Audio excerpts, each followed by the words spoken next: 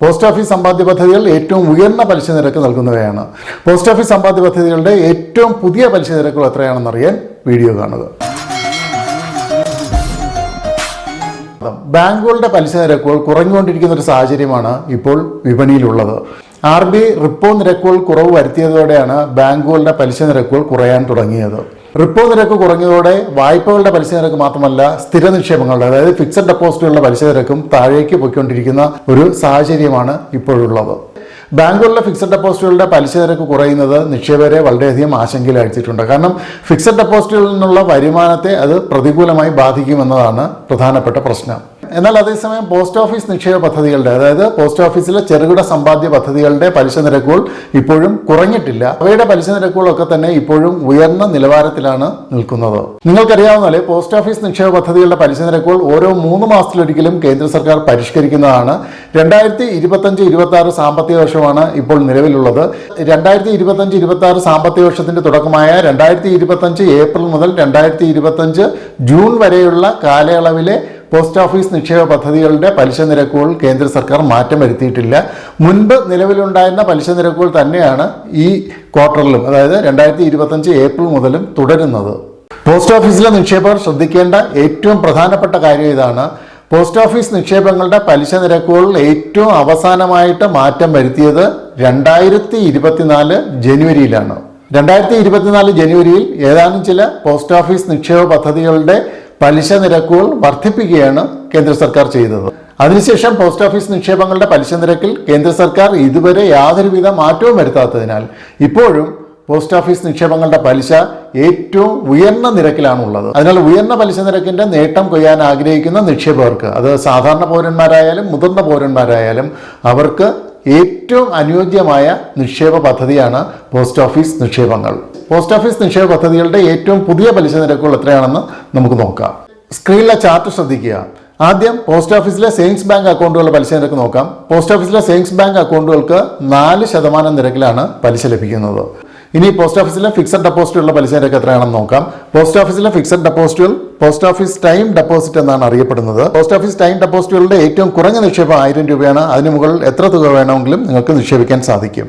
1 വർഷത്തെ post office time ഡെപ്പോസിറ്റിന്റെ പലിശ നിരക്ക് 6.90% 2 വർഷത്തെ പോസ്റ്റ് ഓഫീസ് ടൈം ഡെപ്പോസിറ്റിന്റെ പലിശ നിരക്ക് 7%. 3 വർഷത്തെ പോസ്റ്റ് ഓഫീസ് ടൈം ഡെപ്പോസിറ്റിന്റെ പലിശ നിരക്ക് 7.10%. 5 വർഷത്തെ പോസ്റ്റ് ഓഫീസ് ടൈം ഡെപ്പോസിറ്റിന്റെ പലിശ നിരക്ക് 7.5%. പോസ്റ്റ് ഓഫീസ് ടൈം ഡെപ്പോസിറ്റുകൾ പണം നിക്ഷേപിക്കുന്ന സാധാരണ പൗരന്മാർക്കും മുതിർന്ന പൗരന്മാർക്കും ഒരേ നിരക്കിലാണ് പലിശ ലഭിക്കുന്നത്.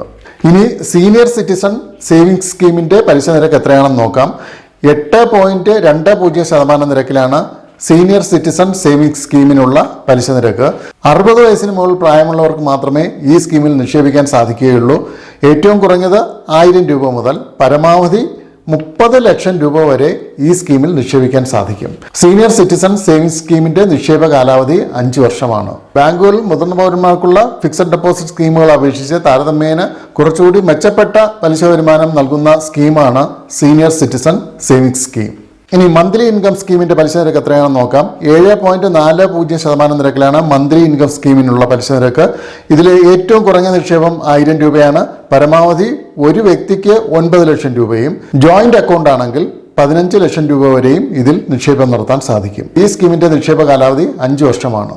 പോസ്റ്റ് ഓഫീസിലുള്ള റെക്കറിംഗ് ഡെപ്പോസിറ്റുകളുടെ പലിശ നിരക്ക് 6.70%.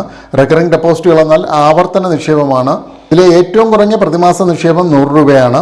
5 വർഷമാണ് റെക്കറിംഗ് ഡെപ്പോസിറ്റുകളുടെ നിക്ഷേപ കാലാവധി.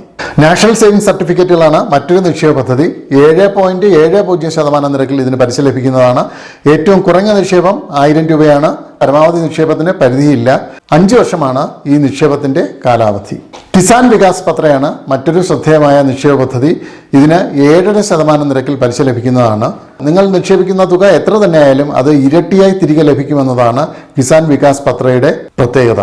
ഇതിലെ ഏറ്റവും കുറഞ്ഞ നിക്ഷേപം 1000 രൂപയാണ്. പരമാവധി നിക്ഷേപത്തിന് പരിധിയില്ല. 115 മാസം കൊണ്ട് നിങ്ങൾ നിക്ഷേപിച്ച തുക ഇരട്ടിയായി തിരികെ ലഭിക്കുന്നതാണ്. അതായത് 9 വർഷവും 7 മാസവും കൊണ്ട് നിക്ഷേപിച്ച തുക ഇരട്ടിയായി തിരികെ ലഭിക്കും. പബ്ലിക് പ്രൊവിഡന്റ് ഫണ്ട് അഥവാ PPF ആണ് മറ്റൊരു നിക്ഷേപ പദ്ധതി. ഇതിന് 7.10% നിരക്കിൽ പലിശ ലഭിക്കുന്നതാണ്. ഇതൊരു ദീർഘകാല നിക്ഷേപ പദ്ധതിയാണ്. ഇതിന്റെ കാലാവധി 15 വർഷമാണ്. ഒരു വർഷം ഏറ്റവും കുറഞ്ഞത് 500 രൂപ വീതമെങ്കിലും PPF നിക്ഷേപം നടത്തണം. പരമാവധി ഒരു വർഷം നിക്ഷേപിക്കാവുന്ന തുക 1.5 ലക്ഷം രൂപയാണ്. സുകന്യ സമൃദ്ധിയാണ് മറ്റൊരു പ്രധാനപ്പെട്ട നിക്ഷേപ പദ്ധതി. ഇതിന് 8.20% നിരക്കിൽ പലിശ ലഭിക്കുന്നതാണ്. 10 വയസ്സിന് താഴെയുള്ള പെൺകുട്ടികളുടെ പേരിൽ രക്ഷകർത്താക്കൾക്ക് തുടങ്ങാവുന്ന നിക്ഷേപ പദ്ധതിയാണ് സുകന്യ സമൃദ്ധി. പെൺകുട്ടിക്ക് 21 വയസ്സാകുമ്പോൾ നിക്ഷേപിച്ച തുകയും പലിശയും ചേർത്ത് തിരികെ ലഭിക്കുന്നതാണ്. ഒരു വർഷം ഏറ്റവും കുറഞ്ഞത് 250 രൂപ വീതമെങ്കിലും ഈ പദ്ധതിയിൽ നിക്ഷേപിക്കണം. പരമാവധി 1.5 ലക്ഷം രൂപ വരെ മാത്രമേ ഒരു വർഷം ഈ പദ്ധതിയിൽ നിക്ഷേപിക്കാൻ സാധിക്കുകയുള്ളൂ. പോസ്റ്റ് ഓഫീസ് നിക്ഷേപ പദ്ധതികളുടെ ഏറ്റവും പുതിയ പലിശ നിരക്കുകളെ കുറിച്ചാണ് ഞാൻ ഈ വീഡിയോയിൽ വിശദീകരിച്ചത്. നേരത്തെ പറഞ്ഞതുപോലെ 2024 ജനുവരിയിലെ പലിശ നിരക്കുകളാണ് ഇപ്പോഴും പോസ്റ്റ് ഓഫീസ് നിക്ഷേപ പദ്ധതികൾക്ക് നിലവിലുള്ളത്. അതുകൊണ്ട് തന്നെ ഉയർന്ന പലിശ നിരക്കിൽ നിക്ഷേപം നടത്താൻ ആഗ്രഹിക്കുന്നവർക്ക് തീർച്ചയായിട്ടും ഇപ്പോൾ പോസ്റ്റ് ഓഫീസ് നിക്ഷേപ പദ്ധതികൾ തികച്ചും അനുയോജ്യമാണ്. നിങ്ങൾക്കറിയാവുന്ന പോലെ പലിശ നിരക്കുകൾ കുറഞ്ഞുകൊണ്ടിരിക്കുന്ന ഒരു പ്രവണതയാണ് വിപണിയിലുള്ളത്. പോസ്റ്റ് ഓഫീസ് നിക്ഷേപങ്ങളുടെ പലിശ നിരക്കുകൾ ഓരോ 3 മാസത്തിലൊരിക്കൽ കേന്ദ്ര സർക്കാർ പരിഷ്കരിക്കുന്നതാണ്. ഇനി അടുത്ത പരിഷ്കരണം 2025 ജൂലൈയിലാണ്.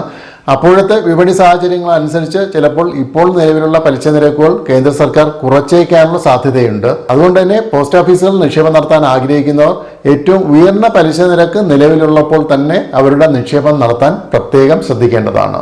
പോസ്റ്റ് ഓഫീസ് നിക്ഷേപ പദ്ധതികളെ കുറിച്ചുള്ള ഈ വീഡിയോ നിങ്ങൾക്ക് ഇഷ്ടപ്പെട്ടെങ്കിൽ ലൈക്ക് ചെയ്യുക, ഷെയർ ചെയ്യുക. ഡ്രീംസ് നെറ്റ് ആദ്യമായിട്ടാണ് കാണുന്നതെങ്കിൽ ദയവായി സബ്സ്ക്രൈബ് ചെയ്യുക. മറ്റൊരു വീഡിയോയുമായി വീണ്ടും കാണാം.